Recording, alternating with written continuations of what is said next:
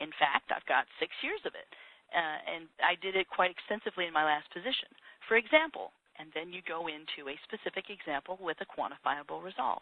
Now, time I gave an answer as a candidate, then I asked a question because I want it to be a two-way conversation, an exploratory conversation where I'm building my expertise without just listing, here's the question, here's the answer, here's the question, here's the answer. It really is a dialogue, and it really builds a connection. Now, what I recommend you do is listen to the recording of this dialogue, because I'm going to give you a link after we end this call. I'll give you a link to listen to the recording. I want you to listen to it several times and notice exactly what's going on.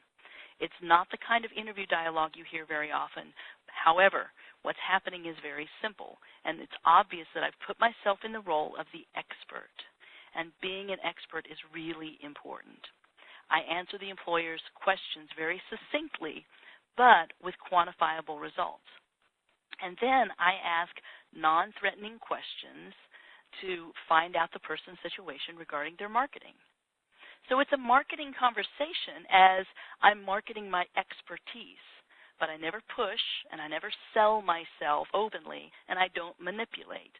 And what I've noticed is that when you have dialogues like this, employers inevitably ask for more information, and it's not because they have a list of questions in front of them. It's because they're genuinely curious about what you've done and what type of results you've gotten. That's the turning point in the conversation. And without pushing and by talking about the results, you keep the conversation going, and then interest develops. Okay? So that's basically, I'm getting it down to where I've got some time for questions. I want to break down this part of the conversation into the basic components. Number one, you're going to answer questions briefly, but in an outcome-oriented way in as much as possible.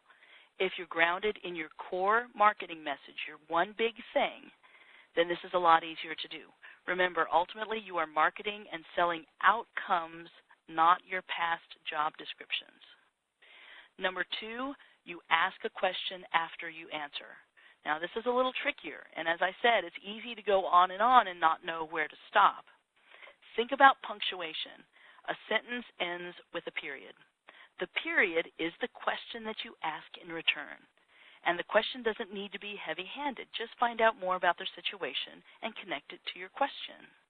And number three, talk, don't sell. Resist the temptation to launch into a traditional pitch or a come on. For one, it doesn't work. And secondly, it marks you as a salesy type of person, even if you're not in sales. Third, it's more uncomfortable for you to do. If there really is a real connection here, then there's the possibility that this conversation could go somewhere. And maybe this person needs your expertise. Perhaps they know someone else who does if they don't. And again, this is any kind of conversation you're having, whether it be an interview or a networking conversation. If there's a connection there, they will usually indicate it. They'll usually indicate their interest by asking for more information. And then number four, familiarity to information. And what I mean by that is what you're doing in this conversation so far is building familiarity. That's all. You're not selling. The next natural step is to provide information, and it shows an increased level of interest on the part of the employer or the networking prospect. They aren't saying, I want to hire you right now. Usually they're saying, I'm open to knowing more about you. And when that happens, you transition to the next part of the marketing conversation, which is the call to action, which is what I'll talk about next time.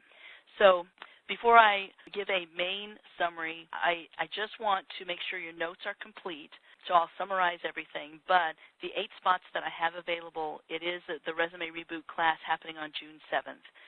To get there, to register, go to my website, which is careerresumeconsulting.com, and look at the events and calendar page, and you'll find June 7th on there, and it'll take you to the registration page.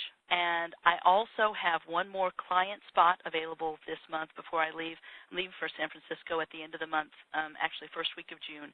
So if you're interested in talking with me about my services, you can give me a call. You can call my office at 800-600-2478, or you can reply to any one of the messages that you've gotten from me. It's Tammy, Tammy, at beyondjobsearching.com, and we can schedule some time to talk about your career situation. That initial consultation is complimentary. There's no charge for that. So let's very quickly summarize the 5 points, and then I'll take some questions. And if you want, I would be happy to work with an audio business card, especially if you've got an interview coming up pretty soon. So I'll give you a brief overview of the 5 parts of the marketing conversation and the work that you need to do to increase your proficiency in all those areas. And one thing is true of this marketing principle more than any other: it needs practice. If you just read it and listen to it, it will have zero impact. And you ask any of my clients, their first audio business card stinks, but you have to work on it, and pretty soon you sound like a rock star. So the first one is audio business card. You can use the audio business card anytime in a marketing conversation. It doesn't have to come first, and it doesn't have to be perfect. So craft your message the best you can, and then go out there and try it. And if people seem to get it and it garners some attention, then stick to it. It's not the most important part of the marketing conversation. Remember, it's the listening part that is. But you use it as a jumping-off point to ask the prospect some questions. So you can use this ABC anytime anyone asks you what you do. So if you're out there meeting people, you'll have lots of opportunities to use it. Notice that a constant stream of employers are not knocking at your door, most likely. You need intentionally to get out there and connect with people. Also, remember that it's a great starting point for any marketing conversation. It makes very clear who you work with and the issues and the challenges that you address in your expertise. It's not pushy or salesy, but it can make somebody stand back and go, wow. And if you can master that audio business card and use it, try it with 10 or 20 people a week, and you'll really notice a change in your job search, seriously. Worst case, you'll discover that it doesn't work, and you'll have to go back and change it. But then the next piece is asking questions and listening. I want to reiterate this is the most important element of any marketing conversation. The best people that are in sales literally listen you into doing business with them, if you've ever noticed that. Everyone knows how to ask questions, but most people could study the art of listening, active listening.